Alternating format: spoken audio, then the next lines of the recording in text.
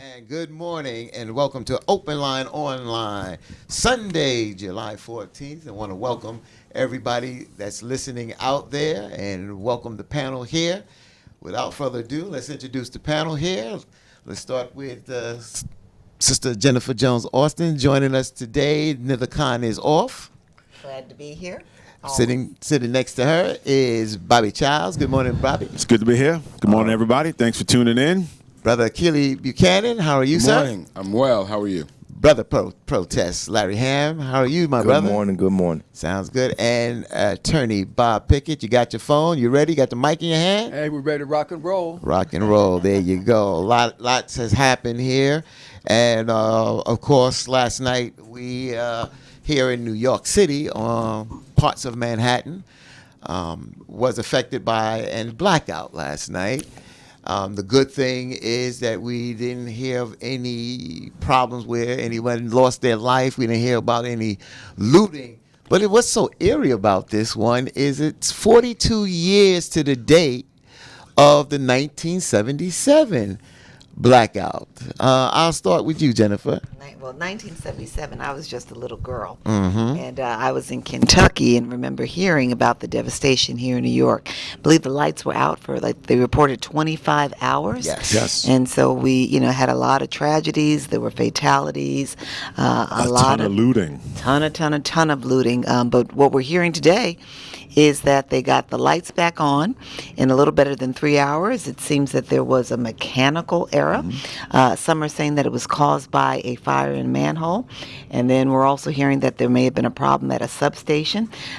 Regardless of the fact, we lost power in a relatively small section of New York City. But people were without for a little while. The good news is that New York did what New York seems to get better and better and better at doing. Responding to crisis with we just got to deal. We got to come together and figure out how to make create opportunity out of crisis. So the Broadway shows shut down, but I'm told that, and I read that Broadway entertainers got out on the streets and they were singing and entertaining the people.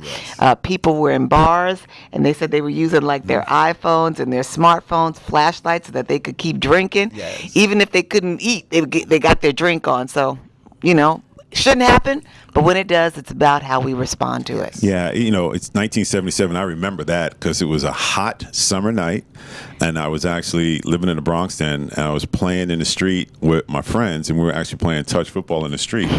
And true story, one of my friends, he's a heavyset guy, he caught a pass and got pushed into a car that set off the alarm. And then the lights went out. And we remember joking, saying, boy, his hit blew out the lights. But it was so hot. And then as the night went on, we realized the lights weren't coming back on. And then we're starting to hear all the police sirens around. And then you wake up the next morning and you realize, particularly in the South Bronx, there was a ton of looting that took place in there. So I remember that quite vividly in 77. And then in 2003, we had From the Storm. That knocked out. And that knocked out a lot of the same area. Actually, lower Manhattan is what got blown out at that point. So while the distance is not that big. Remember, Manhattan is so heavily dense. It's so densely populated. So it did impact. Originally, they talk about 20,000. They got up close to 80,000 individuals were impacted during last night's three plus hour outage in there. But as you said, Jennifer, New Yorkers are very resilient because one of the Broadway shows, Hadestown, they came out and they were performing in the street and people were recording it, and you had a tourist who came to watch shows that they were so moved by what was going on. They started to volunteer and help direct traffic. So you just see this spirit in New York that just comes together when there is something bad that's going on, and they laugh it off and they just keep rolling along with it. Yeah. Yeah, for me, it's so similar. Me and Bobby, we love sports, and our childhood is similar, especially being here in New York. And one of the things, I had just finished playing football on another block, and they were getting ready to play a game called Ring of Levio, and I said, I'm going home. And I got down, I was in Brooklyn. Ring of Levio. Yeah. Yeah. Yes. Yeah. That's the New York game. I'm a New And I was Yorker. playing it around the corner from your house. Wow. Back then. And I remember I was halfway down the block, and I remember that the lights went out. And once the lights went out, the ice cream truck was at the corner, and I saw that little bit of light, and I just ran home. And it reminds me of The Walking Dead. Yeah. And I'll tell you why, because when I got up that next morning, The Walking Dead, when I got up that morning and went outside, there was so many people in the street. I lived on Flatbush Avenue in Brooklyn. If you know anything about Flatbush, it's a major. Yeah, exactly. And there's numerous stores, and people had mopeds and floor model televisions in the park selling. The looting, I mean, Yeah. the gates, you got to realize the metal gates that come down was not those kind of gates back then. It was the gates that you pull across. Wow. People were bringing tow trucks, hooking them up and lifting these gates. Broadway on Bushwick section never, ever really recovered from the 1977 blackout. So that one was a horrific situation. Yeah. And now with anything that's happening in New York, you think of terrorism. You know, but I know that the governor last night, he responded tough on Con Edison. He said that this should not happen. People pay a lot of money. And the reason why he was hot is because he says, I can understand one breaker, but 6 breakers. He said the system is designed where if one breaker, it isolates that and it doesn't allow the domino effect. And then you had the domino effect last night where 6 breakers went, and that's why you lost so much power in those areas in the West Side yesterday down there. But I mean, it's a very old system. So while I hear him, it should never happen. Equipment breaks, particularly in a city as densely populated as New York. And one of the things that you see happen, right, such extreme temperature. So in the wintertime, you have the cold, you have the salt on the ground, which gets in the ground and it corrodes. So they're constantly looking at that. And then you get extreme heat, and then you get heavy usage on it. So it is a lot of wear and tear on a very, very old system that should happen. And one of the viewers, Michael Dyer, yes, in 1977, there were car alarms on there. They weren't sophisticated, but there was a car alarm back in 77. Of course, He's definitely. questioning that. So Definitely. I'm just glad that no one was hurt. There were no injuries. There were no deaths. Unlike the incredible weather that's going on down south. Yeah, it should be detected why, and we haven't found out yet from Con Ed exactly what the problem was. But I'm just very happy that no one was injured because right. Yeah. It really points to the need for our country as a society to give more attention to infrastructure development. The United States as a superpower is notoriously behind the times when it comes to infrastructure development.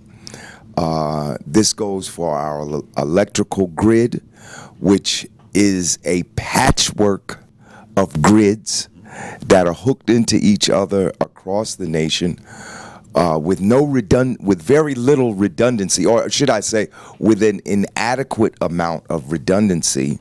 Our mass transportation system, I was just looking the other day, the Chinese are getting ready to build, I think, their 3rd high-speed rail train. I mean, and we're supposed to be the richest country in the world, and yet, we're behind other countries that are not as wealthy as we are when it comes to infrastructure development. And so far, we've kind of been able to skate by, but sooner or later, that catastrophe is going to come that's going to be unavoidable.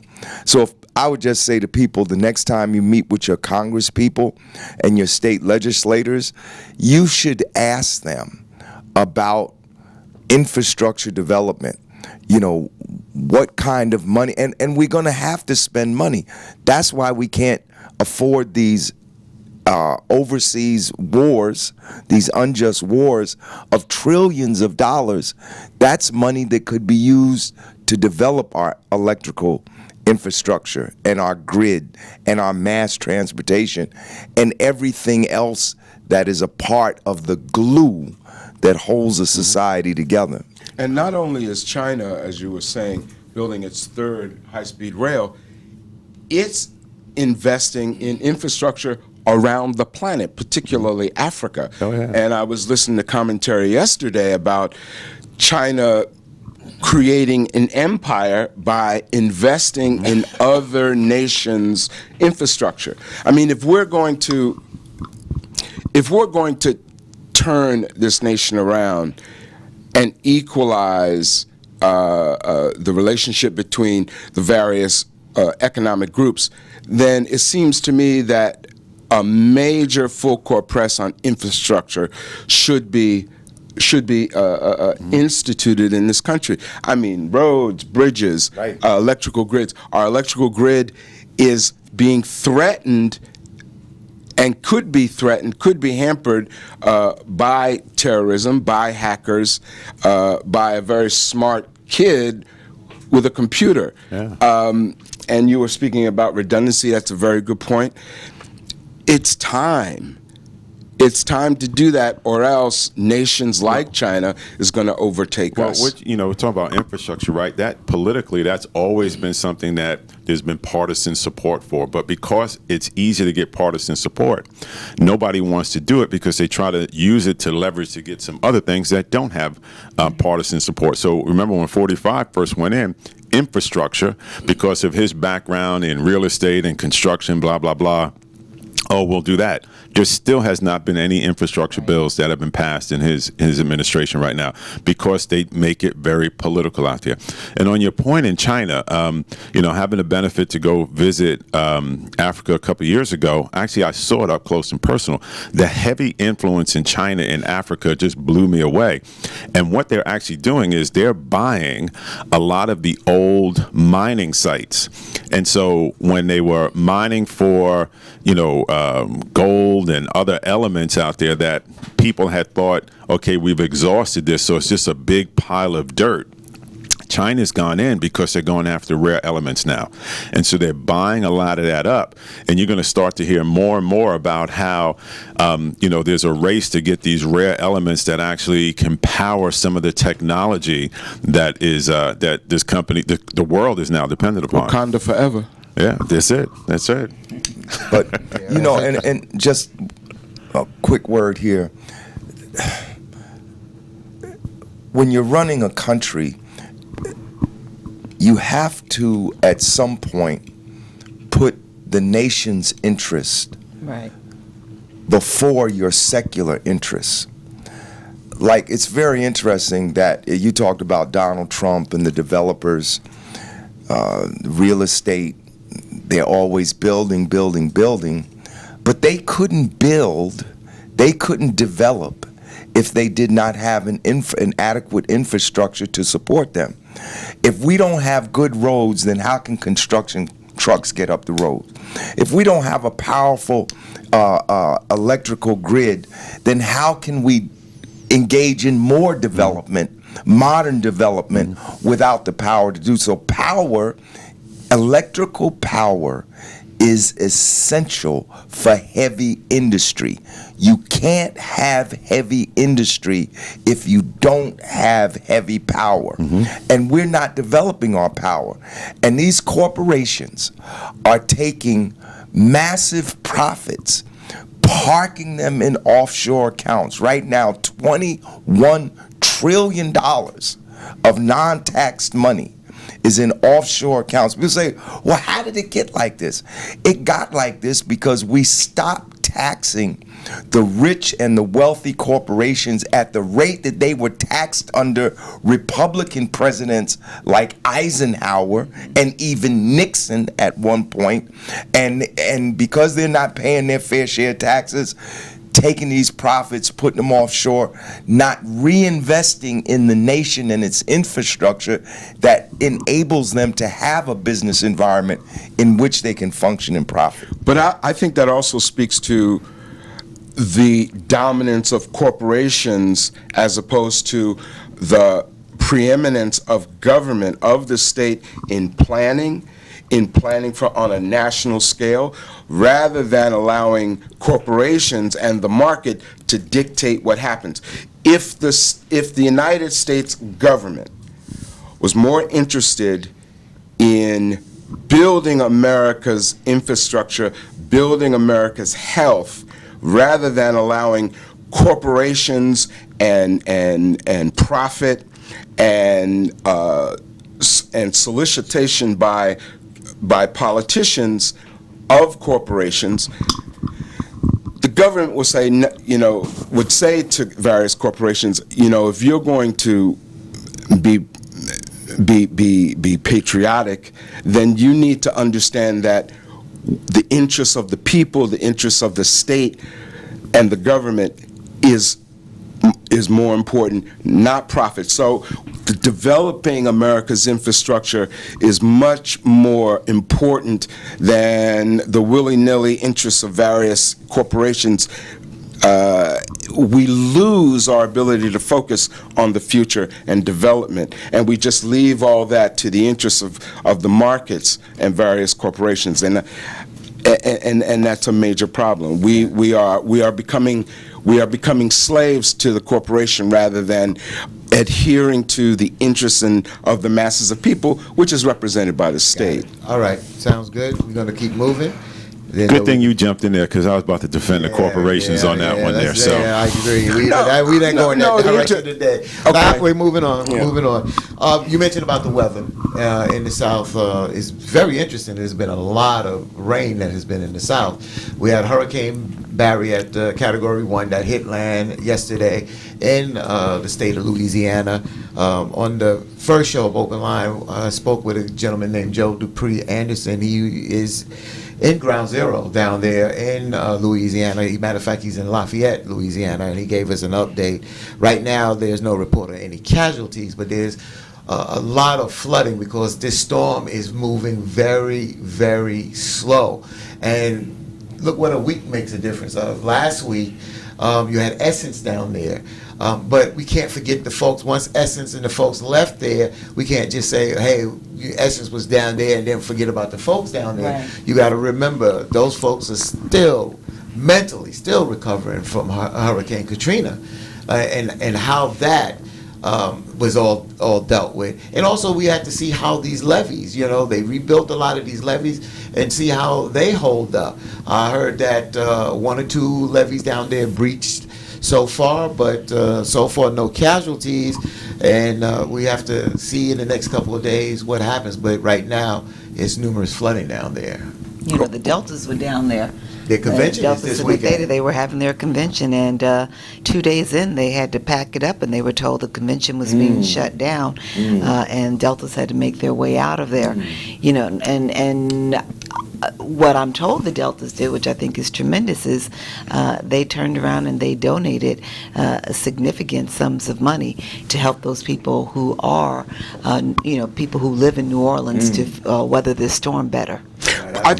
I'm sorry. I just want to say, has anybody here been down in Louisiana? Oh yeah, I've been there. I have New family. Orleans, I yeah. have family down there. Some people still live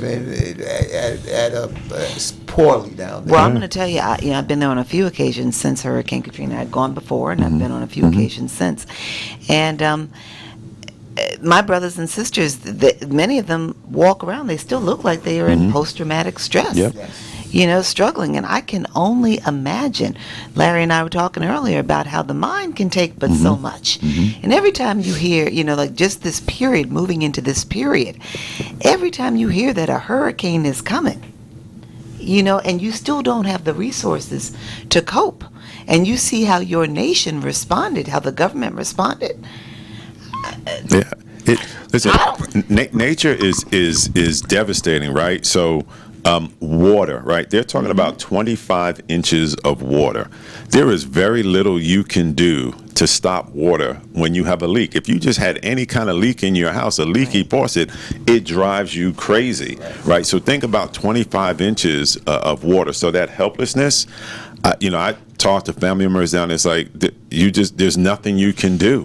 That's why you see more people with boats and they try to figure out what's the highest elevation, but it is a low land down in Louisiana, Florida. Sea level.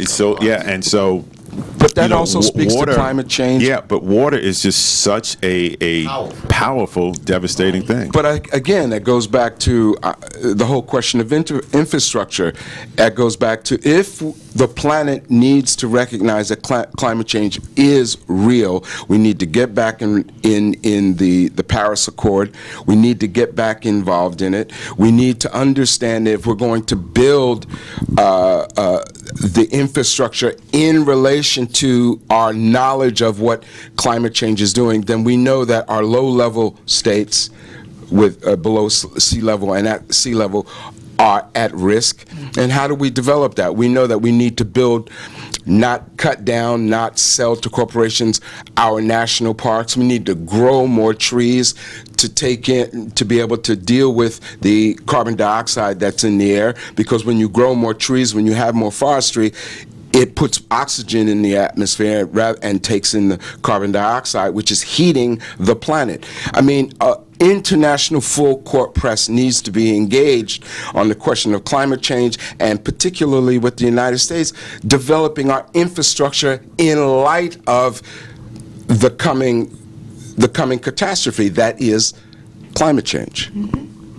You know, I watched some of that HBO show Chernobyl, and is reading articles about it. And as devastating as that was to nature, nature has rebounded, and there's actually growth in trees and foliage where there was just waste out there. So my takeaway is nature will figure out how to overcome it. Can human beings figure out how to rebound? There you go. Well, it's a nature. political struggle, right? You know, this is not an accident. The climate chaos that we're experiencing is a direct result of the policies that we've had for the last half century. And I agree with MIT professor Noam Chomsky that right now the Republican Party is the most dangerous organization on the face of the planet Earth, because they are putting forward policies that literally threaten the existence of humanity. Now, I know some people say that's hyperbole and the political rhetoric and PC and all of that, but scientists have warned us that we have about 12 years, that if we don't take drastic action in the next 12 years, that the effect of climate catastrophe will be irreversible. You know that if you don't give a problem enough tension in a timely manner, that at some point that problem can no longer be solved. If you don't treat cancer within a certain period of time, at a certain point, you will not be able to stop the growth of that cancer. And that's where we are with our climate. And Trump jokes about it. They make jokes. They want to have, what do you say, freedom carbon or freedom, you know. These people are insane. They don't care about their children. They don't care about future generations. They care about money. And it's going to destroy this country if we don't get them out of the way. But Bobby, that was my point about corporations. I wasn't trying to attack them. I'll attack them. No. I ain't scared. Going back here. Well, we go back. It's not a question of fear. It's not a question of fear. I was trying to make the point that the interests of the corporations should be tertiary, if not secondary, tertiary to the interests of people, right, of the planet. And so the government, the state, should not be dictated by a Republican Party that is only interested in handouts from corporations and the interests of the market. Yeah. That was my point. I'm with you, right? So there's a thing, and not to go long, but so publicly traded companies, I'm talking about publicly traded companies, have a thing called ESG, which is environmental, societal governance. So they are putting in more governance around themselves. We're actually telling investors you should only invest in companies that have a strong ESG. And that's a good thing. And that's a good thing, right? And that's trying to get the blending. With Larry, I'm saying, put words in your mouth, you're referring to a lot of the privately owned companies, such as the ones who are running the immigration concentration camps and things of those nature. They have no control. They're privately owned. You have very little visibility. That's the way 45's company was run. Very little visibility when they look out for themselves. Those pharmaceutical companies that were not publicly traded looked out for themselves in the opioids. But I hear everything you're saying, but you and I all know that the market can't be the single interest of activity of anything, of a corporation, a privately owned or publicly owned. The interest of humanity Yes. has to come first. And we know that corporations are not interested first and foremost in humanity. They're interested in profits, in the market. And that was my major point about the role of the state in harnessing the intelligence and the efficiency of a corporation. Just for example, look at the pharmaceutical companies. If they were about the people, then you wouldn't have folks that had to go up to Canada last week to purchase insulin for $30 a bottle up there versus $300 a bottle in the United States. So Right. If for example, if R&D of pharmaceuticals, research and development, is funded by the government in various forms, then that R&D money should then force corporations to keep their costs low, or at least have a bank of those very needed drugs for people who can't afford it, to be able to have them freely provided. Bob, you have any comments there? And then we're moving on. There was Pat. Was it Pat Johnson? Oh, it was my shades, wrong ones. Pat Johnson. Yes, Mr. Ham, I wholeheartedly agree with you. You got Babe Rodriguez. Mandatory environmental protection agencies should be enforcing the law. Michael Dwyer, but 45 and his cronies have stripped them of their power for the most part, right. which is true. That's right. Well, you know, a week and a half ago in the news, of course, Jerry Epstein. Jeffrey Epstein, financier and registered sex offender. A lot of people don't know that Epstein began his career as an investment banker at Bear Stearns. A teacher, actually. He started as a teacher in the Dalton School. Right. A math teacher. And there's some history there that has come out, too. And through his connections there with some of the parents, because the Dalton School, if you're not familiar with it, high end, where you have a lot of the affluent send their children for education. So apparently he made a connection there, which led to a job at Bear Stearns. And then from Bear Stearns, it becomes a bit of a mystery how he spun off and created his own investment company. And the source of his money has been a mystery ever since. Yeah, J. Epstein Foundation. So Epstein, now this is the fallout. Let's just add, though, there is this question about how big is his fortune really? Exactly. Right? Well, clearly he owns, there's proof that he owns 2 islands down in St. Thomas.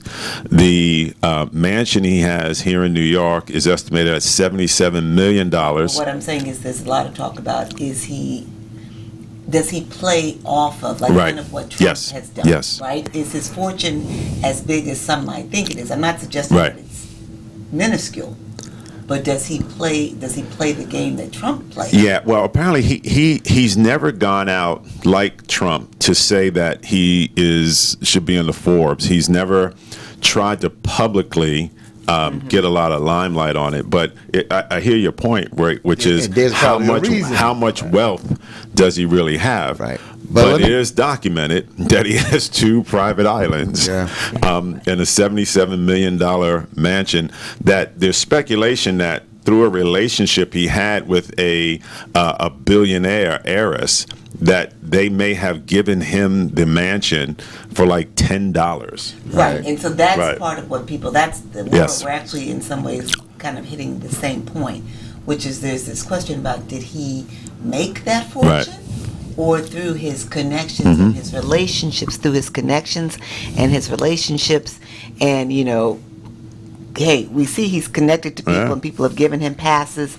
Are there certain things that are going down where he's got information about people? Yeah. they have information on him, he's got information on them, and that's allowed him to keep moving. hasn't Right. he Well, let me just also go. Let me been finish this. cited Wait. for- Hold on. Let me finish this because I need to set this story up here. So for the folks there at home, so Epstein was convicted back in 2008 for soliciting a 14-year-old girl for prostitution, for which he served 13 months in custody with work release as part of a plea deal where federal officials had identified 36 victims. The plea deal was made by Alexander Acosta, who was then the United States Attorney for the Southern District of Florida, who agreed to grant immunity from all federal criminal charges for Epstein.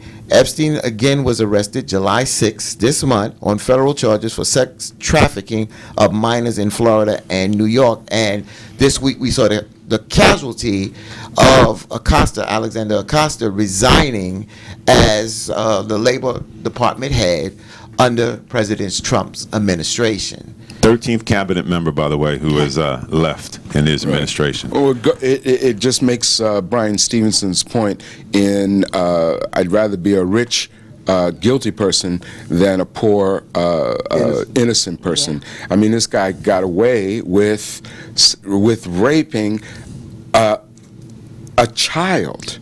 Children, not just Children. one. Yes. You know, so the story as it's unfolding is the state of Florida initially brought charges against him in the early 2000s. And the Fed, because Acosta was running the Fed at the time, and the Fed stepped in because they saw that the state was going to allegedly allow him to walk with no charges. They were going to drop all charges. And Acosta's argument was, we got in because we felt as though we needed to get a conviction. So he's now claiming that the best they could get was him to plead guilty to prostitution of an underage minor, which would allow him to be registered as a sex offender. And he got 13 months, but his 13 months were on work release where he's out 6 days a week going back and forth from his office back to the prison out there. And so if you buy that, what's hard to understand is why they sealed the plea agreement from the victims, which has now come out to be deemed illegal. And I've yet to hear any explanation as to why. And their explanation is kind of weak, saying that there was a lot of victim shaming going on, so they did this to protect the victim. But telling the victims that you cut a deal with your accused doesn't jive right. Yeah, that money, money talks, as they say. And we'll see. Right now, he's being held, and I don't know if he's going to be released on bail. Tomorrow is supposed to be a bail hearing. So since he's been arrested, he's been locked up ever since. He put up his $77 million. He offered his jet and his $77 million mansion as collateral. And the prosecution is saying he has so much means and there's so much mystery around him, we still believe he's a flight risk. So that's why they held him. So tomorrow, Monday, they'll be in front of the judge to see whether he will get bail and get a bracelet and be allowed to sit in his house waiting for trial. And another reason they said that they wanted to hold him is that him having influence on some of the victims and the witnesses. For instance, they said that Jeffrey Epstein paid $350,000 to two potential witnesses against him in this sex trafficking case. So this is very, very interesting. Hasn't he also been linked to Russian money laundering? He's been linked to a lot of things that haven't been proven. He's been linked to a lot of people. There are plane records showing Bill Clinton has been on his plane multiple times, most notably going down to Africa during an AIDS event, and he supposedly donated time and money down there. Interesting enough, they have like over 30 women who have come forth now. None of them have claimed, at least has leaked out publicly, that they saw Clinton at any of these indiscretions that took place or any of these assaults and victimizations that took place. But they have identified one of Epstein's attorneys. So allegedly, Alan Dershowitz has been accused of having sex with 2 underage victims. He denies it. He actually was part of the defense team when the case was down in Florida, along with Ken Starr, who went after Bill Clinton in the Monica Lewinsky one. And Acosta has been linked to the law firm that Ken Starr was a part of. And so in theory, and Judge, I asked you this, right? Should he have recused himself when he was a federal prosecutor, knowing that the law firm defending Epstein was one that he had worked with before? Yeah, there's no doubt about it. He should have recused himself. And the best situation would be the judge should have recused him, period. Yeah. Yeah. Well, that didn't happen. Well, And President Trump has been linked to Epstein, hasn't he? Yeah, and so apparently, because they've been on record partying together, and he gave quotes about how great Jeffrey Epstein was, a good guy, a friend of mine, blah blah blah, and now he says, well, we had a falling out. We had a falling out. Apparently, some issue at Mar-a-Lago where one of the guests complained that Jeffrey Epstein was looking at his underage daughter, and he was thrown out of Mar-a-Lago. And but so 45 has said that they had a falling out, but he's yet to explain what they had a falling out over. Right. So let me just say this, and I am not one ever to defend Trump, so don't hear this as a defense. I do think it's important, though, to note that it seems as though he talked about the falling out occurring before all of these charges and things were brought up. Yes, however, if you recall, during his campaign, there was a woman who came forth. She didn't say who she was. She was Jane Doe, and she accused Trump of having sex with her when she was underage through these Jeffrey Epstein ones, right? And so it disappeared because she refused to come forward, but it was filed in L.A. But it happened. It hit the radar and then it disappeared out there. Right, So and that was before he talked about. He had a falling out with Jeffrey Epstein. There you That's go. fair. And- And well- again, I'm not defending. Right. Right. No. And this There's no defense of him, by the way. Right. a serious problem in America, and that is sex slavery. Sex trafficking. and sex And not slavery. just trafficking, slavery. I said sex trafficking and sex And slavery. slavery, Yeah. yes. Let me just quickly say the sex trafficking has been going on Yes. since the beginning of time, but it's only in the last 5 to 10 years that we're even acknowledging that as distinct from prostitution Right. and sex work. And we think in our popular narrative, we see the victims of sex trafficking and sex slavery as foreigners. Right. But the facts Right. show It's very that the large here in the United majority States. are American girls Absolutely. that are in this sex trafficking. Absolutely. And it is an abomination. Well, let's talk about that. In New York State, and I'm going to turn this over to you, Jennifer. Inform our audience of what they're trying to pass here in the state of New York. So there was a bill presented in the last session, Decrim NY. It did not go forward. It was never voted upon, but it's likely to come up again in the next session. Decrim NY is an effort introduced by 2 legislators, or 3, 2 of them women, one of them Jessica Ramos, a rookie, if you will, just newly elected assembly person. It's a bill to decriminalize sex work in New York, to essentially not hold accountable women in particular and transgender persons who engage in sex work. The concern, some people are advocating for it, believing that in New York and across the nation, that when we criminalize sex work, we further victimize women and transgender persons in particular. There are others who feel that this is not the route to take, that by decriminalizing sex work, you may run the risk of actually kind of advocating for or making it acceptable in America that women and others who have been marginalized and kept out of the mainstream workforce, or who haven't been allowed to earn fair wages and engage in sex work to survive, that you now make it an acceptable form of work, and you take away any efforts to ensure that these persons have real access to meaningful labor and wages. You may get a sense of where I sit on this issue. I have real issues as a black woman that we would justify and legitimize sex work, especially for persons who are just doing it to survive. I'm concerned about our black and brown communities. I'm concerned about our black and brown children. The child who comes home at the end of the day and has to let him or herself in. Mom's at home, but mom's working, right? And, and what does that do to the psyche of that child? And would we say in white America, let's decriminalize sex work and hold that out as equal to your getting a college education and gaining employment in other ways?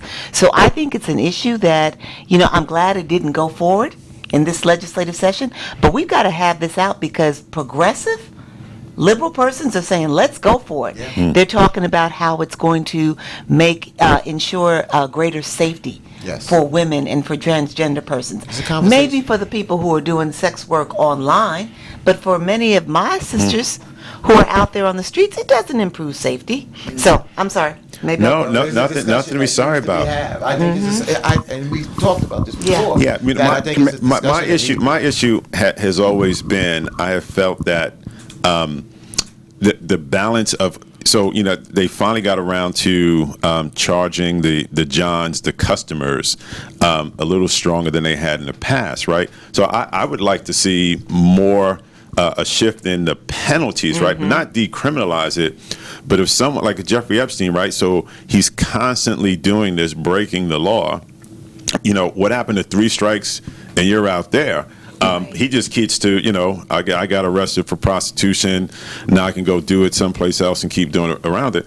Versus the person who actually provided the service is the one who's in jail. And we saw the same thing with low-level marijuana charges out there, right? Which is starting to change out there. So I just think there's been an imbalance, but I'm with you. I would not decriminalize it. Yeah, this is interesting. Nat Turner states I think that I'm sorry, Sister Jennifer. I support that bill. I'm sorry. This is a discussion that needs to be had, and you're talking about almost brought on the floor for a vote. Wow. I agree. It's a discussion that needs to continue. If I'm free thinking here, if we agree that a woman has the ultimate right to choose what she will do with her body regarding her health, i.e., reproductive rights, abortion, the freedom to choose, why can that not be extended to a woman's choice? Let me just finish the question. Be extended to her choice how to use and exercise her freedom as a human being. Right. Let me Because just interject here because you begin with the presumption that this is about choice. Many women who are engaging in sex work are not doing it because it's a choice that they would freely and gladly make. They do it, many of them, for survival. They do it because they cannot put food on the table All for of us work themselves and because for we their have to children. But all of us work because we have to survive. No, but I All don't of have to us. sell my body to put food on the But table. what he's saying- In America, we have been marginalizing and we have kept black women at the bottom since the beginning of time, with slavery going forward. People have taken advantage of the black woman and have used her body. And so now we have in low-income communities black women who are not well educated. They are not paid fair wages. And some women, many women are doing this not because they choose to do it. They are doing this just because this is the only means of survival for them. And so if this were simply about choice, it'd be a different conversation. It's not about choice. Black women in America and low-income black women do not have the same choices as white women and others in America, as white men. It is not just about choice. But this is not just black women. Right. Sister Jennifer, this is women. And I just looked at where, I didn't think that this came up. I just said, where is prostitution legal? I looked outside of the United States, I thought. It's in Nevada. Prostitution is legal. Yeah. No, not You know, it Arizona. is in parts of Nevada. Right. It is. Nevada. And they're beginning to see some issues with Right. that, some real problems with Right. it. So, but that's why I'm saying, to have a fair discussion on this, we need to bring folks that want to do this, and they will say, "I'm not on the street," but this is a way of creating a safer environment for us to do what we choose to do. May I- And I think that's may I- a may I choice. respond to Jennifer, but the though? research, May I- let me just quickly say, the research is showing that it is a different situation for if I am a woman who has access to a computer and I can now do a research scan on the individual that wants to purchase my services, and now we can have a credit card, and so we've got some accountability. That's very different than the woman who is on the street, Yes. who's But Jennifer- hustling But that's- and does not have Jen- those resources. That's the But reason And of that's bringing part of the black problem. Jennifer, But Jennifer, represented it Jennifer, legally. first, I think there's a question of sexuality being wrong, being bad, that has to be eliminated. There's nothing wrong with sex between two consenting people. Yes. I believe that. Let me just finish my point. So we need to take the moral. I'm not talking about morals. Let me just finish, Jennifer. That's one question. And then the other question is, women should have the right to unionize, to protect themselves, so they first don't have to be on the streets, so they aren't in danger, that that their work is respected both legally and given all of the parameters and protections necessary so they can practice whatever exchange, trade, contract, whatever, however you want to call it. So there are two fundamental issues here: how we see sex, and then how women should have the self-determination to protect whatever service they provide, whether it's intellectual or otherwise. So I'm just going to first respond to the moral piece. This is not, I did not make this a conversation about morals, and It's inherent in the no, question. I'm just saying I did not make it a conversation about morals. I'm talking primarily about women, work, wages, and labor. And I'm talking about a group of people, black women, low-income black women who have been marginalized, who have been kept out of the workforce, who don't have access to the same resources that allow them to make the same informed choices and decisions.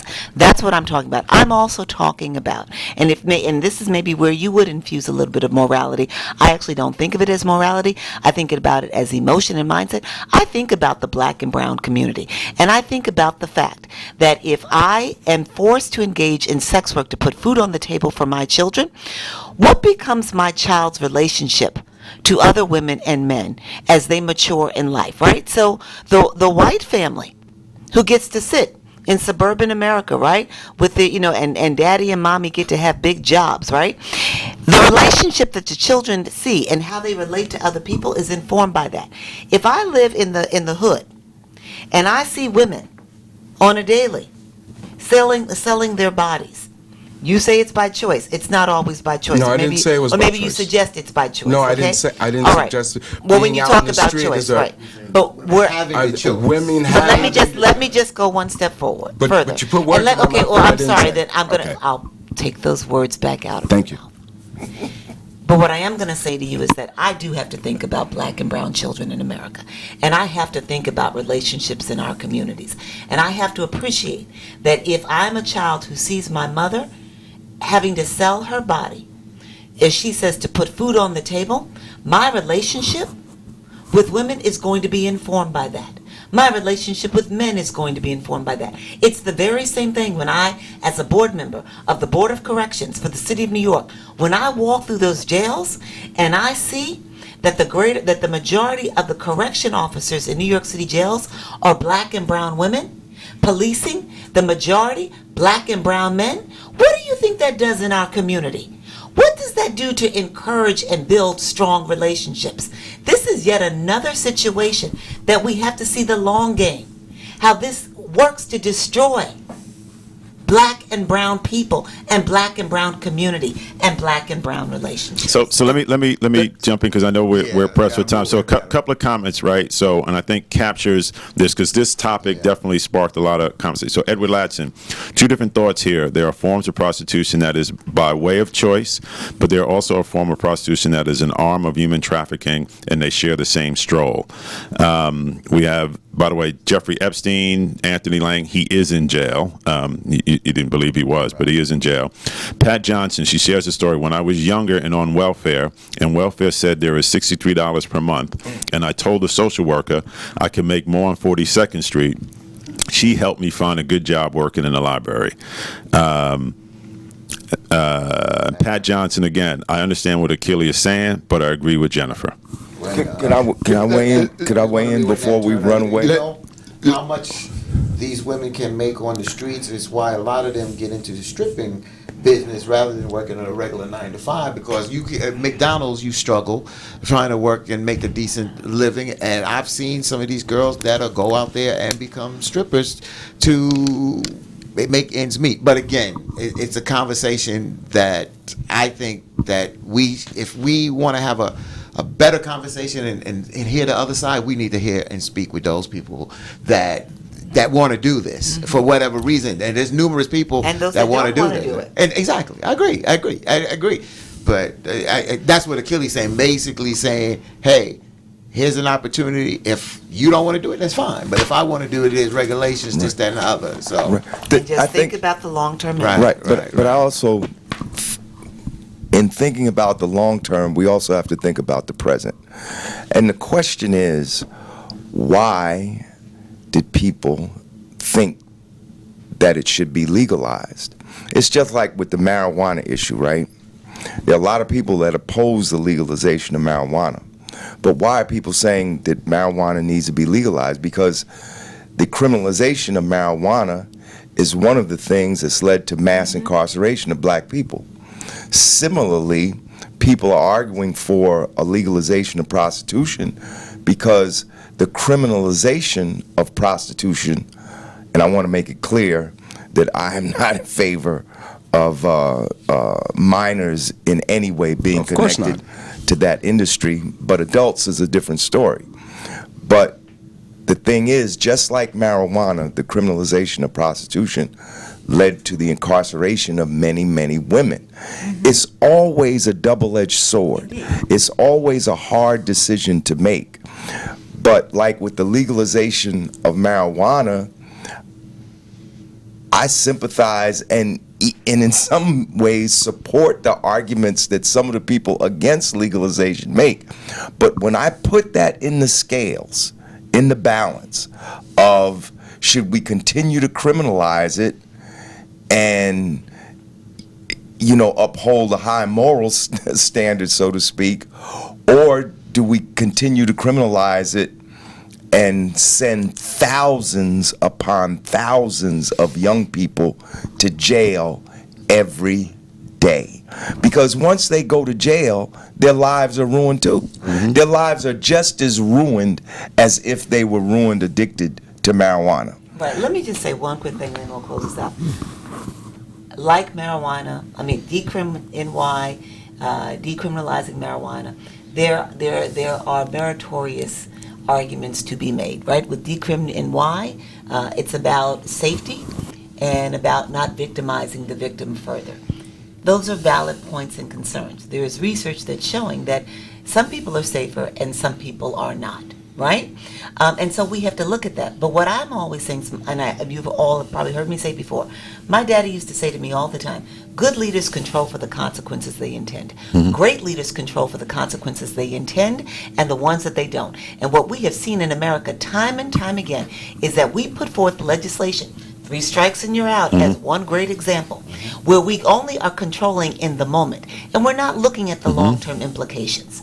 And what we need to be doing with decrim NY, decrim marijuana, whatever it may be, looking at what might be the long-term implications and controlling for that. And one of the implications I think we need to look at is what is the impact on our black and brown can I ask you a question, Sister Jennifer? So let's just say this doesn't Give me some. I like pass. that. If it doesn't pass, Well, let me read this here real quick. Senators Jessica Ramos and Julia Salazar introduced the Stop Violence in the Sex Trade Act, which is aimed at removing criminal penalties for sex workers who are often targets of street violence and arrest. We want to bring sex workers out of the shadows and ensure that they are protected.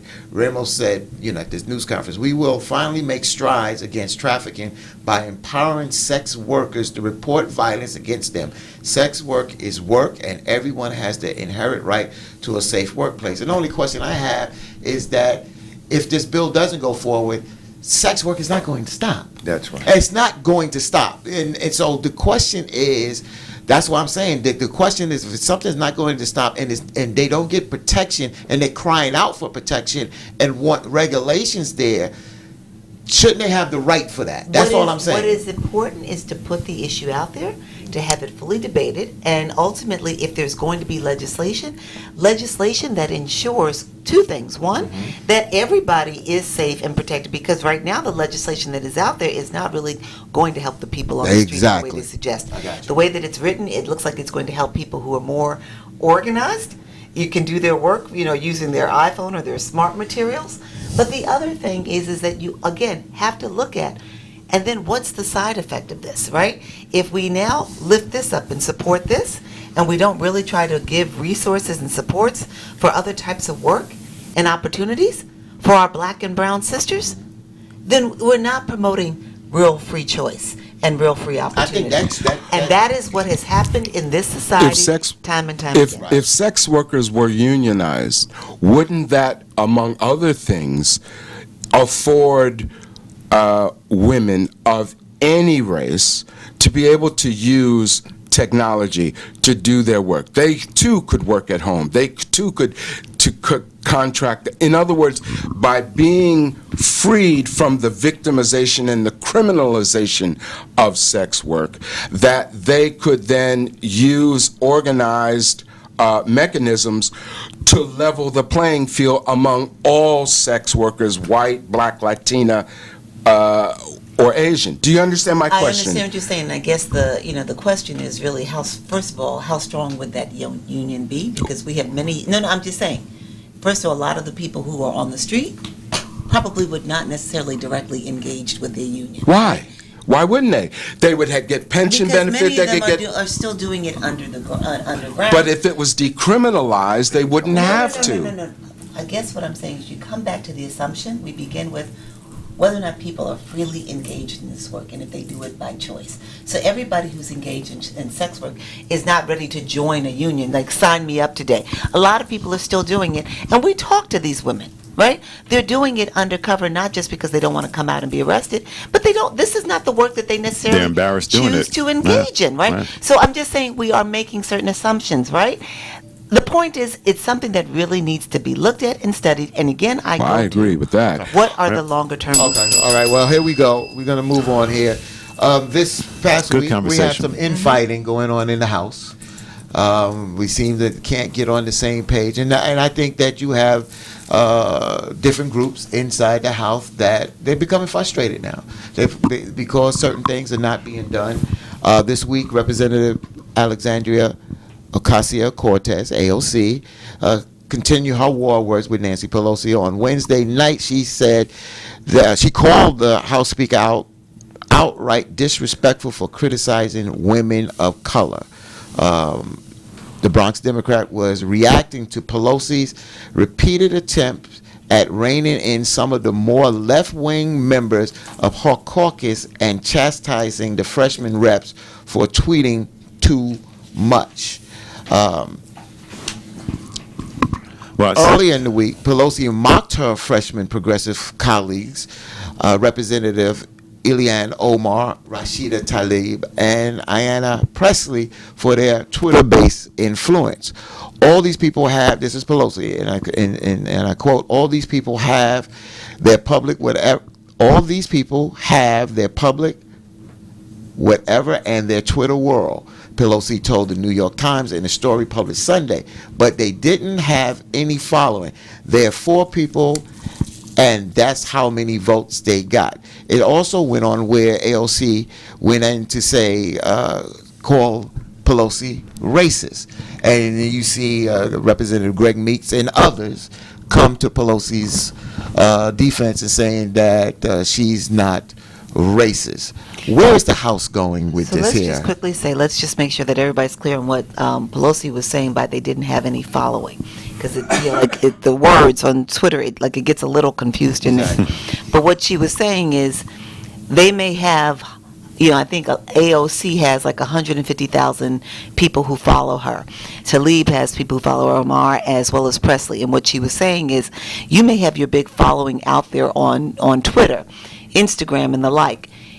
In the House of Representatives and among the Democrats, you don't have all but one vote, and you don't have all of your congressional colleagues joined in following you on these particular issues. I just wanted to. Yeah. Well, I think that distinction should not have been made by Pelosi. Right. Because that's not the point. The point is the influence that any legislator, any politician has is important. And so for Pelosi to have said that, I think, is beside the point. I also think that the race card should not have been played by Ocasio-Cortez in this case. I don't think I think it is not a racial question that the four youngest members of Congress happen to be women of color. And I don't think Pelosi, I don't know her, so I don't know if she is a racist. I don't know. I would imagine that let's for the sake of discussion, all white people are racist. All white people who live in America have racist tendencies, whether they are conscious of it or not. So let's put that out there. But in this context, I would not have used the race card as a criticism with Pelosi on this issue. Pelosi has a particular job to do as Speaker of the House, as the leading politician in the House of Representatives. She has a responsibility to organize that House to focus on the various issues that need to be done. And in criticizing these young progressive, young Turks, if you will, she's trying to rein them in. She's trying to make them understand that that you have to understand your role now as part of a larger body, and that infighting, as Pelosi said, should be discussed in-house and not exposed to our enemies. And we have to remember what really got a lot of this going in terms of what's happened over the course of the last week. It was AOC's chief of staff who tweeted out about one of the other congressional congresspersons, a Native American, voting in favor of the border money, and he chastised her for doing it. And so then, this is what then followed with Nancy Pelosi. So what Nancy Pelosi was trying to say, what's that old line? What your mom and daddy would tell you, don't air our dirty laundry, right? Keep it in house. Keep it in the family. Right? Yeah. This is dangerous. I think it is This is dangerous. very dangerous. So, Because it exposes the weaknesses of the Democrats and what they are doing. It exposes it to the Republicans. And I think our younger Democrats And we talked about this before, right? So the Republicans had their moment with the Tea Party, right? The extreme side of it, and now the Democrats are going with their version of the Tea Party. And I know a couple of listeners, Michael Dwyer, one saying that Pelosi needs to listen. And I would say that she has listened, but listening has to take place both sides, right? And it doesn't come across consistently that AOC is actually listening. It's one thing to put out your ideas. It's another to actually garner the support internally to make that idea a reality. And to me, that's what Pelosi's trying to say, which is let's talk about your ideas. Listen to the old heads here who actually can tell you how to move forward with things, but you want to go do things your own way that fall outside of how anything gets done here. And because you're a freshman, yeah, you can tweet. And by the way, your followers are not all supporters of you because, as we know, people who follow on Twitter also are haters. So you don't even know how many people are following you that actually support you. You just know how many people are following you. So there is a different way we can do this. There has not been an argument about. If AOC had listened to the old heads, she'd never be in office. That's true. What we have to understand here is that the basis of this disagreement is political Exactly. and not personal. And it's a political line that it's political ideology that is at the center of that. I defend AOC, Presley, Omar, and Talib because they are representing the people that elected them. This is not a club. This is the House of Representatives, of whom each representative has at least 500,000 people in their district. She's putting forward the views of the people that put her in office. She was not sent down there to be part of the club. She was sent down there to shake things up, and she's shaking them up, and I hope she keeps shaking them up. Now, what is the basis of this current disagreement?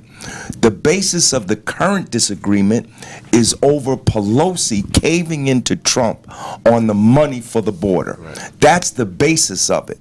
And why are people upset about the border? Because we have children in cages. We have concentration camps in the United States of America. Pelosi and her crew represent the cover-up, the old. Let's not talk about that. Let's not rock the boat. They're the people who helped to get us where we are today. She represents the people who want change. And right now, unfortunately, the people who represent change are a very small minority in our House of Representatives. So let me just But not say, necessarily in the United States. And that's the crucial question, being able to get as many people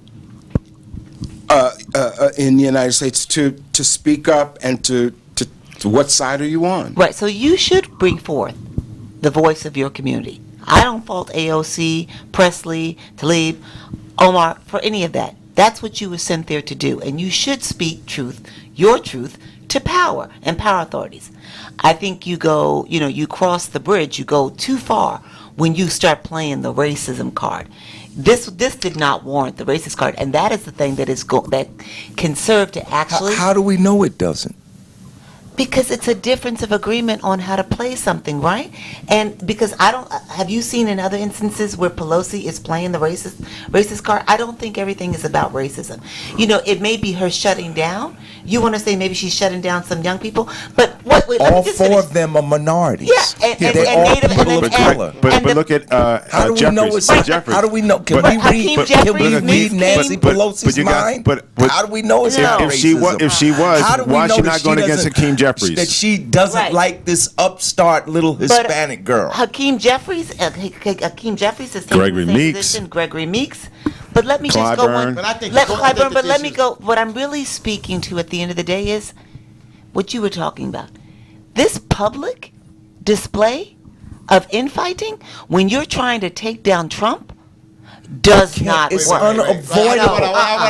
This is political discourse. Right. I don't. It is You can debate the issues, but you don't need to call somebody out as racist. But why do you need to make it public? Let me just say this, Larry.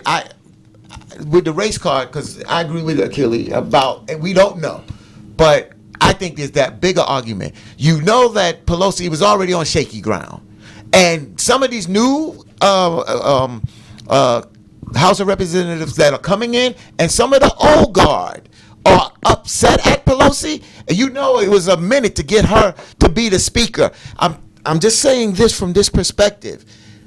I don't want to deal with the race card, but there is a problem now with we already said it. I called this before, that there's going to be a shakeup, and right now there's rumblings, and they're not just going to fall in line because they fell in line before, and we're not getting anything done. We came here to deal with Trump. We're not dealing with Trump, and now we're getting this pat on the back like we're little kids. They're grown people that have to represent their constituents. At the end of the day, I think that Pelosi's feeling the heat, and I expect this to happen. Does anybody know what that $4.6 million was for? For the border? Do we know what it was for? was Do you all for- know what was it for? For the border war. It was What for- to do? What To provide resources for? in the area. For the children who are being held and don't have adequate food, don't have adequate, care, shower, water. They don't have adequate sleeping arrangements, right? So I don't think any of us are in agreement with what's happening at the border. But Pelosi and I'm not necessarily defending it. I'm just saying let's also be clear what this money was for. The Democrats said that they had to do this partisan agreement because of the surge at the border and because we've got situations where we've got 150 men with access to 4 showers. Yeah. And so it's a damned if you do and it's a damned if you don't. Yep. Well, we're almost out of time. Also this week, out there, of course, we got a debate coming up at the end of the month, the second debate that's coming up. And Kamala Harris, Senator Kamala Harris, has made, her and Biden is staying in the news. We had Joe Biden coming out last week where 2.5 to 3 weeks ago, he said he wasn't going to apologize dealing with this whole thing, dealing with the segregationists. He did. He did come out and apologize. Now, doing an appearance on The View with Kamala Harris, she was spoken by Megan, the host, Megan McCain, presented to Kamala Harris that she felt that during the last debate, the dialogue between Kamala Harris and Joe Biden, that was a political ploy on Senator Kamala Harris' part. Kamala Harris comes back and said, listen, this is a presidential debate. We're on a debate stage, and if you have not prepared and you're not ready for someone to point out a difference of opinion, then you're probably not ready. What is your take on this? Well, he certainly wasn't ready for that debate. I don't think it says, but it doesn't mean that he is not ready to take the reins of presidency, nor does it mean that Kamala Harris, because she won the debate, is capable of taking the reins of the presidency, not because she's a woman, not because she's for any other reason. One doesn't lead to the other. Give me your hand. You may be Let's shake hands. you may be a very strong Well debater. said. You may be a very strong debater, but you Right. cave in. I want to know about Kamala Harris's position on Israel. I want to know about her position on she has flip-flopped on many things. My point is, she was very, very skilled in her staff. When you say flip-flop, flip-flop on what? Well, let's talk about yeah, the flip-flop, the On the busing. busing question. Right. She Yeah. took him down But- on the busing question while holding the very same policy. Yep. Exactly. Yep. So my point is, the debates are not going to show us anything. I've said on this show over and over and over again that these debates, first of all, are not classic debates. Right. They are media spectacles. This is not Cambridge. This is not a debate between Malcolm X and at Cambridge or Oxford. This is not Baldwin, Jimmy Baldwin and William F. Buckley at Oxford, right? This is spectacle. Right. And the people who are benefiting from all of this, we're getting distracted by stuff about segregation and busing 40 years ago, and we're not dealing with the substantive issues now. And who's benefiting? The media, which is making hundreds of millions of dollars in corporate commercial revenues. Right. Because of this spectacle. And that being said, Achille, you're right on. But this has been going on since I remember with Kennedy and Nixon, right? Which is unfortunately a large number of voters in this country don't want to understand the issues. They look to see who looks good. Yes. What did Who we sounds have? good. Who sounds good? Nixon was sweating. Kennedy looked calm. Ronald Reagan was an actor. He got in office. 45, talking all tough and everything. We want it. So there is this spectacle, unfortunately, that does attract people to say, I'm going to make that's who I'm going to give my vote to because they sound the part. What do we have in 45's early administration? He's not sounding presidential because he's not. And he'll never be, because his issues, his platforms don't make any sense. They're destructive, as Larry said before. So I agree with you wholeheartedly. Unfortunately, we don't have enough of the voting public who takes the time. Not all of you, because all of you who are tuning in, you tune in because you like the issues, who don't take the time to actually understand what the ramifications of some of the things that are on these platforms. Let me ask you this, Larry and Akili, and I'm going to be careful on my words, but I'm going to bring in Senator Bernie. Now, we've had these discussions. We discussed this in here with us. When Bob was here. We know that we have to go through this process. When Bernie did a hell of a job when he ran last time. Tremendous. What I'm saying is, are we changing the rules now when we get here with Kamala Harris and Joe Biden now? We had to go through this before. Bobby just made an excellent point that this has been going on for so long. So now why are we calling out the rules? We knew we had to come through this. We already said we got to get Trump out of office. We knew that we had to. Now we're questioning this here. Did we question this when not Obama, but when Bernie was running and he was making this point? The point I'm trying to say, why are we questioning this now? That's the point. Why are we questioning that this is a spectacle? We knew that this is going to happen. I think we knew that before. What I'm suggesting is that, first of all, there is no entity, unfortunately, in this country. There is no political party in this country that can speak to a real critique of American life in a way, on a constant basis. I've said over and over again here, we have no political party or institution that can articulate what is bamboozling the American electorate. We don't have a party that is disciplined enough, has a political propaganda arm to educate the people. When I use propaganda, I mean it in a neutral sense. To educate the masses of people about what is really going on. Why don't we see people like Noam Chomsky in the public arena constantly? We have to selectively go to YouTube or whatever. My point is that the media itself has a vested interest in distracting, not educating. We don't. Why aren't the debates on C-SPAN rather than on the commercial networks? No, C-SPAN, where C-SPAN would. This is going to be no commercials, no commercials. Straight through. No, we're going to talk about issues. And we're going to do it Robert's Rules of War, whatever. But I got that part. I'm just saying what we didn't because the media controls in a real sense this entire election campaign. It is in the hands not of the masses of people, not in entities that have no market-driven interest, but we know this. We know this, but I'm just saying that we didn't do this in 2016. Because not enough of us are saying stop.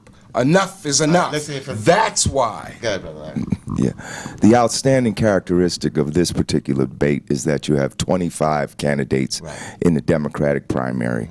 Never before in the history of American politics, in the whole history since 1776, have there been 25 primary candidates in a party's primary contest. And that's the outstanding characteristics. These 25 candidates represent approximately 22 different states. That's very interesting to me because my belief is that this is not an accident. I do think that some of the people in the race are in the race because they're legitimate candidates. I think that other people have been encouraged to run in order to crowd the field to drown out other candidates, since they can't prevent other candidates, such as Bernie Sanders, from being in the race. You put enough voices in there and you really can't hear anybody. That's why we can't have a real debate. You can't have a real debate with 10 candidates at a time. A debate formally is between two people with a moderator. That's a debate. Right. We don't have that. We But, have we're gonna 20 but some of this is going to be weaned Yeah, down, but- down the road. But in the no. What do you mean, But, no? let me Mike, finish. Mike. But in the meantime, Fatim, and I wasn't. I'm just saying, man, are we gonna But wean in the down meantime, what is the media doing? The media. All right, Warren is out there, and who else? Who else? They are drowning out. The media has put Warren out there, who's stealing a lot of Bernie Sanders' positions. But she says, "But I'm not a socialist. I'm a capitalist to my heart." And the media continues to play that for particular reasons. They are trying to perceptually diminish Sanders' popularity and putting out there that there's an alternative to Sanders. Doesn't he have to? The point, he has the to step it up media, just like any other but the candidate on that media is stage. deliberately the media is deliberately putting alternatives to Sanders out there and playing out their positions while diminishing Sanders' presence in the media. On the media, why don't they? I don't see I them. think they should put the top candidates on the same stage. That's what I think they should do. Next They should go put round. top But candidates, top again, polls. but Which again, means- how do we diminish? But how do we distingush who's the top candidate? Because I don't believe these polling. polls. I don't believe these What do polls you at believe all. in? Nothing. I'm serious. That's it. Kelly, you know what? And I respect. You know, I respect you. I believe tremendously. in But nothing. I believe in- No, I know you do. But I'm frustrated from the point of. I agree that with you. I hate to say agree. the word. Excuse me. You're bitching about these things. And you The don't- polls, the So poll. what do you want to do? Last year you saying we got to get Trump out. You know this process has to play out. Right. So Bernie got to step it up. He has to step it up. Biden has to step it up. These other candidates have to step it up. And yes, we know what you're saying about the media, but they all have to play the game. But to Larry's point, right? There's so many voices. The way you rise above it is you got to have some kind of catchy spectacle soundbite, because that's what people respond to. So, And I've Kamala said Harris's I've said soundbite. over and over again that the problem with most progressives and the Democrat Party in general is that, unlike the Republicans, our arguments generally are more nuanced, and it's very difficult to encapsulate your points in captions and headlines. Although I agree that that's what we need to do, and we failed at it because there's no organized progressive ideological position put out there by some structure, some party that's more progressive than the Democratic Party. What was the point you were trying to make? Because I missed. No, well, my point was, and actually Achille just actually got it right, which was when you have those many voices and you're not having a true debate, as you said, you need to have a catchy soundbite to grab the ear of people. And unfortunately, those sound bites, as Achilles said, lose some of the nuance of really what your message is, the depth of what your message is, right? You know, lock her up. What does that mean? What does that mean, right? But people also, I jumped wanted all to on differ that. with Ademo only in one sense, because the last election cycle, the Republicans had what? 10, 12, 18, 17. Right. So I don't think, it is going to continue like that. Gotcha. All right, real quick, again in the news, R. Kelly walking his dog this week. He is arrested, and he's facing another 5-count federal indictment out of the Eastern District of New York, which includes racketeering and 4 violations of the Mann Act. And prosecutors in Brooklyn want to keep Kelly locked up until his trial begins. So Here we go again. This is such a sad tragedy. is. Yeah. That on both sides, Indeed. to But a gifted musician, but he's the all black the victims out there. But he's Yep, just like indeed. Jeffrey Epstein. He's just like Jeffrey Epstein, right? So he used he has a sickness, right? This is clearly a sickness because it's been going on for so long. His position, his power, his wealth. money allowed him to attract parents Right. who pimp their kids out Right. to put them into this situation. And there have been many reports about this. And just like we said earlier with Epstein, right? Epstein paid $100,000 to one person, $250 for another. R. Kelly has been paying people close to him with NDAs to not reveal this thing. Well, guess what? His money's running out. Oh, yeah. So now you can't pay people. More people are now suspect. You know, they just had earlier this year that show, Inside R. Kelly, whatever it's called, right? That Surviving R. R. Kelly, right? So it to me, his downfall is here, right? And they apparently some of the evidence they collected were videotapes of him having sex with underage girls. That's physical evidence that he kept. In Jeffrey Epstein, there was a safe that they got into that found pictures of underage, nude, and partially nude girls. So that's a sickness that you keep this evidence around when you know the police are on you. All you gotta do is watch a few episodes of Law and Order and realize what you should and should not do. You know, and one of his I residents. don't mean that I agree with you. He was I living. certainly don't. He was living in a Trump Tower in Chicago, Yes. and because that's actually one of the places where the alleged crimes committed, the authorities have confiscated that place, kicking two of his girlfriends out. So now they had to go find some other place to live. Wow, that's Well, interesting. he's getting his what's due him. Yes, We hope and yes. pray. So there you go. Also, I'll turn it to you, Bobby. This week we had a ticker tape parade. By the way, we don't have ticker tape anymore. There was confetti. Ticker tape. That was old paper that was shredded. We don't have that anymore. Yeah, It's well, that's just what they call confetti. it. I know. They still call Modernize it the old it. moniker of ticker tape parade. Yes. But it was basically Confetti. of the women's soccer team. And the whole thing comes out again about equal pay. Yeah, I mean that's been my thing is you've been tuning in, right? Which is if you really believe in a paid-for performance, the U.S. national women's team in soccer has performed. This is their third championship.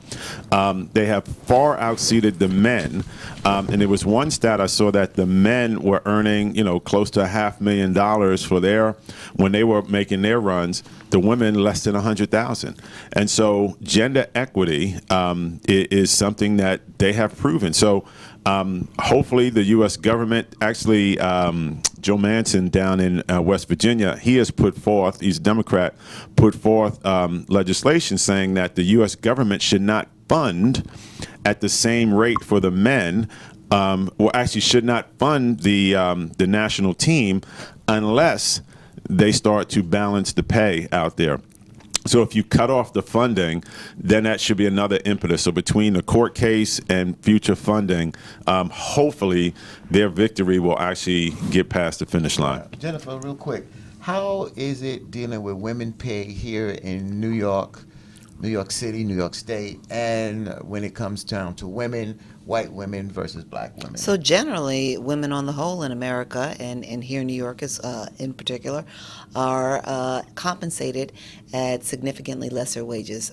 Black women earn 63, somewhere between, and it goes from year to year, somewhere between 63 to 68 cents on the dollar for every dollar earned by white men, and white women earn 79 cents on that dollar. Black men actually earn 73 cents on that dollar. So, if we're going to do something here, we need to do something, in education, in law, in home health aides. At every turn, we need to be compensating people fairly and equally. I will say very quickly, we had something happen here in New York this week, which was tremendous. The de Blasio administration, when it created full-day universal pre-kindergarten, determined that they would provide the care in community-based organizations and in public schools. Well, the people in public schools providing the services, the teachers, got paid UFT negotiated salaries. And the people working in the community-based organizations many of them in smaller unions like 1707, got significantly less wages. I, along with several other advocates, joined with the mayor and with the speaker of the city council over the course of the last 3 to 4 weeks, along with now a more powerful union, DC 37, to achieve a different agreement whereby the community-based organization workers, who are largely Black and brown women, will be compensated at the same level as Beautiful. public school teachers. Beautiful. And how will that happen? You might- How will So that over happen? the course of the I mean, the funding mechanism. How will it's the through revenue? it's city budget fiscal years 2020 through 2022. So the community-based organization workers will beginning going retroactive to July, receive 80 cents on the dollar for 80%, if you will, of the contract that the DOE workers get for this year. It'll be 90% next year, and then it'll be 100% by the time 22 rolls around and contracts are renegotiated for everybody putting their So rents the in. revenue to equalize the wages Coming from city government. will come from for the community workers. Yes. So the city is going to subsidize to equalize the wages. I wouldn't call it subsidy because these are city contracted budgeted contracted in, programs. budgeted, right? So these are city funded programs to begin Right, with. exactly. So just before I know we close out, so also in the sports world, you had who I've always said is the greatest athlete I've ever seen in my lifetime, Serena Williams. Right. She lost in Wimbledon yesterday. She is when you talk about the Grand Slam, they talk about Wimbledon, U.S. Open, French Open, and the Australian. So she has been in 32 finals, and she's won 23 of them. And the record for Grand Slams is 24. So she's missed out the last 3 times she's been in a Grand Slam final. So the next time she gets a chance to do it is in September when the U.S. Open is here in New York. To me, it was just one of those days where you could just see initially she just did not have it. You wake up some days and your body and your mind are just not working there. But she still is, to me, one of the greatest athletes that are out there. And the reason I bring it up, because we were just talking about gender pay, she has been very vocal in her career about women tennis players getting paid equal to She the was men. critical in this, right? Exactly. And so she has fought. Her and her sister have fought to raise the prize money to make sure that women's tennis, particularly in the United States, because think about it, what's the last great American male tennis player? You got to go back to Pete Sampras and Jimmy Connors, right? So there has Agassi. right. Well, Agassi's not the United States, he isn't? right? No. And so you had actually he might be. I lose track is where people will come from. But anyway, you haven't had one in a while. So the Williams sisters dominate. So yesterday in her press conference after losing, a female reporter asked her a question, sort of quoting Billie Jean King, who asked Serena, will you stop, basically will you focus more on your game and less about equal pay and social justice? And she said, the day I do that is the day I'm in the grave. I fight for people like you and me for equality, and I'm not giving that up. So I just think, she's a great athlete who's about social causes. We've talked about other athletes about social causes. She just continues to, I just continue to admire what she's done in her life. gotta wrap And this wasn't up, but their I just- father induced into the Hall of Fame? Yes, the he Williams. is. Yes, He he was. was. He was. Yes, he was. Yep. Fantastic. Also, our prayers have to go out to this brother. It's like watching a tragedy here.